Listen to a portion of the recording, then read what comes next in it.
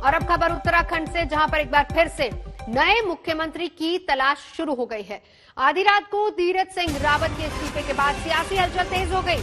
बता दें कि दोपहर 3 बजे बीजेपी की बड़ी बैठक है और इस बैठक में हिस्सा लेने के लिए बीजेपी के केंद्रीय पर्यवेक्षक केंद्रीय मंत्री नरेंद्र तोमर और पार्टी महासचिव डी पुंडरेश्वरी थोड़ी ही देर पहले देहरादून के लिए रवाना हो गए हैं। बीजेपी की इस बैठक में उत्तराखंड प्रभारी दुष्यंत भी मौजूद रहेंगे, सह प्रभारी रेखा वर्मा भी शामिल होंगी। तीरथ सिंह रावत के बाद अब नया चेहरा कौन होगा नया मुख्यमंत्री, इसी को लेकर अब अटकलें तेज हो गई हैं। वैसे इस रेस में सतपाल सिंह और धन सिंह रावत का नाम फिलहाल आगे चल रहा है।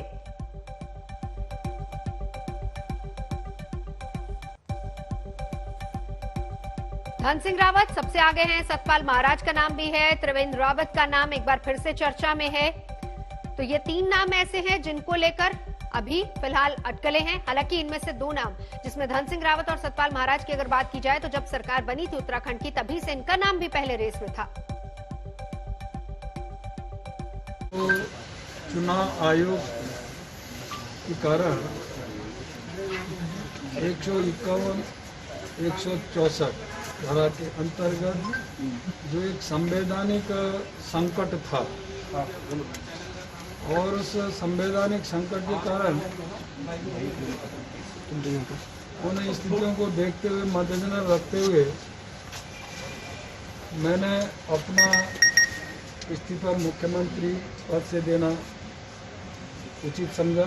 हृदय से अपने माननीय प्रधानमंत्री नरेंद्र मोदी जी का, राष्ट्रीय अध्यक्ष माननीय जगत प्रकाश नड्डा जी का, गृह मंत्री माननीय अमित शाह जी का और अन्य वरिष्ठ नेताओं का हृदय से आभार प्रकट करना चाहूंगा। सीधा चलेंगे, मेरे साथ 2 सहयोगी इस वक्त जुड़ चुके हैं, दिल्ली से हिमांशु मिश्रा और साथ ही साथ दिलीप सिंह राठौर। आज क्योंकि देहरादून में अहम बैठक 3 बजे है और हलचलें काफी तेज हैं। अब अगले मुख्यमंत्री की तलाश। दिलीप, सबसे पहले आप ही के पास आना चाहूंगी, और ये हाल है कि 20 साल में अब देखिए कितने मुख्यमंत्री बदल गए।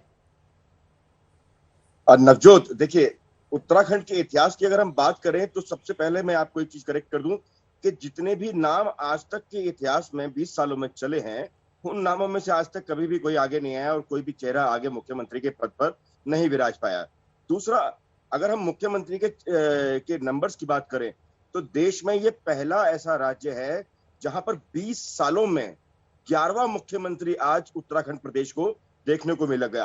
तो ये प्रदेश के लिए बेहद दुर्भाग्य की बात है, क्योंकि कहीं ना कहीं जब भी सत्ता में उथल पुथल होती है, चाहे वो कोई भी सरकार हो, किसी भी दल की सरकार हो, तो भुगतना कुल मिलाकर जो प्रदेश की आम जनता है उसी को होता है। ऐसे में जो परेशानी होती है और जो वजन पड़ता है, जो खर्च का वजन पड़ता है, वो कहीं ना कहीं टैक्स के रूप में प्रदेश की जनता के ऊपर ही पड़ता है। नवजोत, बिल्कुल।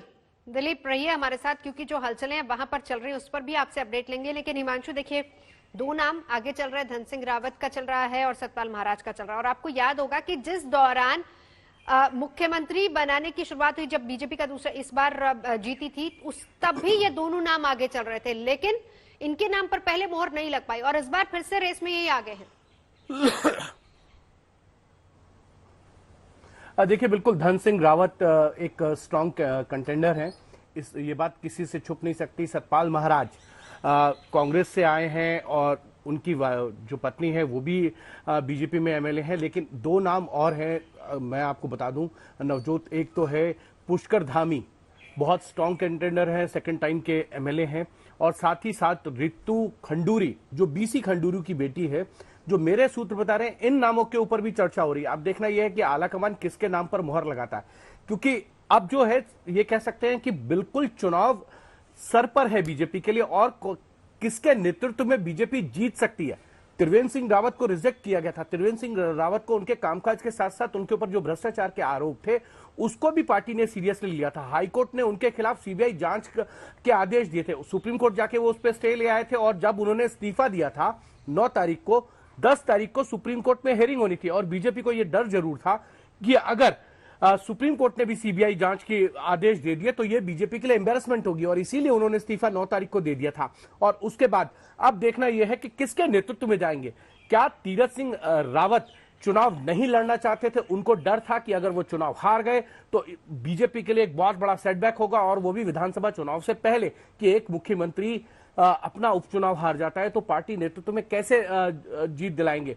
और बीजेपी उत्तराखंड को लेकर बहुत सीरियस है, और इसीलिए तमाम नामों पर चर्चा करने के बाद ही जहां तक मेरे सूत्र बता रहे हैं आज नाम का फाइनल हो जाएगा। लेकिन क्या सतपाल महाराज, धन सिंह रावत या रितु बिष्ट या फिर जो है पुष्कर धामी, इन 4 नामों में से किसको आगे लाया जाएगा? किसके नेतृत्व में पार्टी आगे जाकर चुनाव लड़ेगी? धामी और ऋतु खंडूरी, 2 नाम आपने ऐड किए हैं। पहले 2 नाम वो हैं जो रेस में चल रहे थे। इस पर दिलीप भी मेरे साथ इस वक्त मौजूद हैं, आपसे भी बात करेंगे। लेकिन इस बीच इसको लेकर किस तरीके से कांग्रेस हमलावर हो रही है वो भी आपको सुनवाते हैं। जो चुनाव आयोग के कारण 151, 164 धारा के अंतर्गत जो एक संवैधानिक संकट था, और उस संवैधानिक संकट के कारण उन स्थितियों को देखते हुए, मद्देनजर रखते हुए मैंने अपना इस्तीफा मुख्यमंत्री पद से देना उचित समझा। तीरथ सिंह जी की स्थिति कुछ उनके अपने बयानों ने और जितनी रही सही कसर थी भाजपा के शीर्ष द्वारा उनके चुनाव लड़ने के प्रश्न पर निर्णय न लेने के कारण हास्यास्पद बन गई, वो मजाक के पात्र बन करके रह गए। लोग कह रहे हैं कि हमारे मुख्यमंत्री को जब इसी बात का ज्ञान नहीं था कि उनको कब चुनाव लड़ करके विधानसभा में पहुंचना है, तो ये व्यक्ति हमारा क्या कल्याण करे।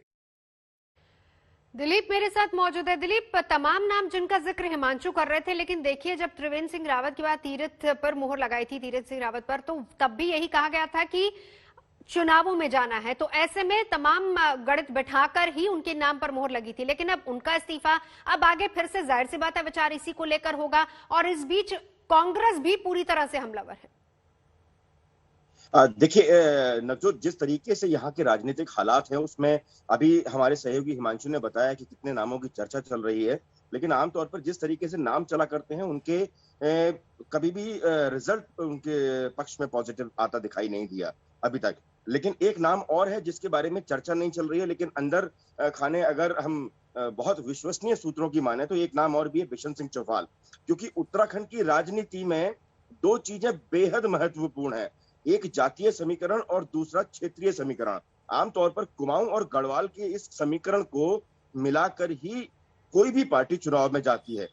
अगर कोई व्यक्ति गढ़वाल से मुख्यमंत्री बनता है तो ऐसे में उन्हें प्रदेश अध्यक्ष पूर्ण रूप से कुमाऊं से लेना पड़ेगा। और यहाँ पर ठाकुर और ब्राह्मणवाद जो जिस तरीके से है वो जातीय समीकरण बिठाना भी बेहद जरूरी है। तो अगर कोई भी व्यक्ति अगर राजपूत समाज से आता है जो मुख्यमंत्री बनता है तो ऐसे में किसी ब्राह्मण चेहरे की तरफ ही उनको जाना चाहिए। और इस तरीके से अगर देखा जाए तो यही समीकरण है जिसके साथ वो आने वाले चुनाव में बीजेपी उतरेगी। और इससे अगर अलग जाती है, जिस तरीके से अभी हालात हुए हैं, उन हालात को अगर देखा जाए तो वही ऐसे हालात उसी वजह से ऐसे हालात पैदा हुए कि गढ़वाल की ही तरफ से। चलिए नजर दिलीप लौटेंगे, नजर आप बना रखे। हिमांशु मिश्रा, शुक्रिया आपका भी इस पूरी जानकारी के लिए।